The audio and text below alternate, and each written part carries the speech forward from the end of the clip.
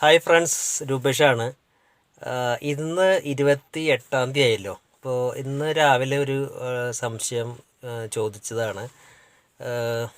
Already GST regular സ്കീമിൽ രജിസ്ട്രേഷനൊക്കെ എടുത്തിട്ടുണ്ട്. പക്ഷേ ബിസിനസ്സൊന്നും കഴിഞ്ഞ കുറച്ച് മാസങ്ങളായിട്ട് ബിസിനസ്സൊന്നും നടക്കുന്നില്ല. അപ്പോൾ GSTR 3B റെഗുലർ സ്കീമിൽ GSTR 3B ചെയ്യേണ്ടതാണ് അദ്ദേഹം. എത്രാം തീയതി? 20-ാം തീയതി. അപ്പോൾ 2-3 മാസങ്ങളായിട്ട് GST 3B ചെയ്തിട്ടില്ല. ബിക്കോസ് ബിസിനസ്സൊന്നും ഇല്ലല്ലോ എന്നുള്ളതാണ് അദ്ദേഹത്തിൻ്റെ ധാരണയായിരുന്നത്. അപ്പോൾ ഇത് പലർക്കും അറിയില്ല. അങ്ങനെയുള്ളവർക്കാണ് ഈ വീഡിയോ. അതായത് നമ്മൾ ഒരിക്കൽ GST രജിസ്ട്രേഷൻ എടുത്തു കഴിഞ്ഞാൽ റിട്ടേൺ റെഗുലർ സ്കീമിൽ എല്ലാ മാസവും ചെയ്യണം. അത് ബിസിനസ് ഉണ്ടെങ്കിലും ഇല്ലെങ്കിലും. ഇപ്പം GSTR 3B 20-ാം തീയതി ആയിരുന്നു അതിൻ്റെ ചെയ്യേണ്ട ഡേറ്റ്.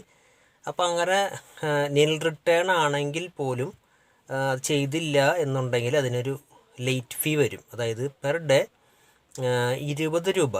20 രൂപയിൽ 10 രൂപ SGSTയും 10 രൂപ CGSTയും ഇവർക്ക് ലേറ്റ് ഫീ അടയ്ക്കേണ്ടതായിട്ട് വരും, നിൽ ഫയലിംഗ് ഉള്ള കേസുകളിലാണെങ്കിൽ പോലും.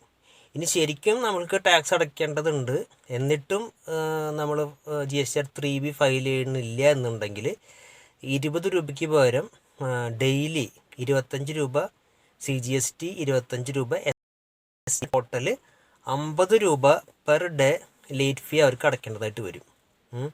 അത് എത്ര വരെ പോകാമെന്ന് വെച്ച് കഴിഞ്ഞാൽ 5000 രൂപ CGST, 5000 രൂപ SGST, അങ്ങനെ 10000 രൂപ GST അടയ്ക്കേണ്ട കേസുകളിൽ അവർ 3B ഫയൽ ചെയ്തില്ലെങ്കിൽ 10000 രൂപ വരെ ഒരു ഫയലിങ്ങിന്മേൽ ക്യാപ്പിംഗ് 10000 രൂപ വരെ അവർക്ക് അതിൻ്റെ ലേറ്റ് ഫീ അടയ്ക്കേണ്ടതായിട്ട് വരാം.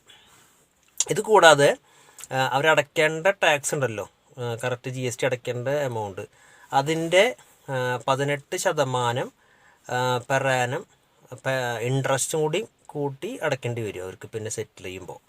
അപ്പോൾ ഇങ്ങനെയുള്ള കേസുകളുണ്ട്.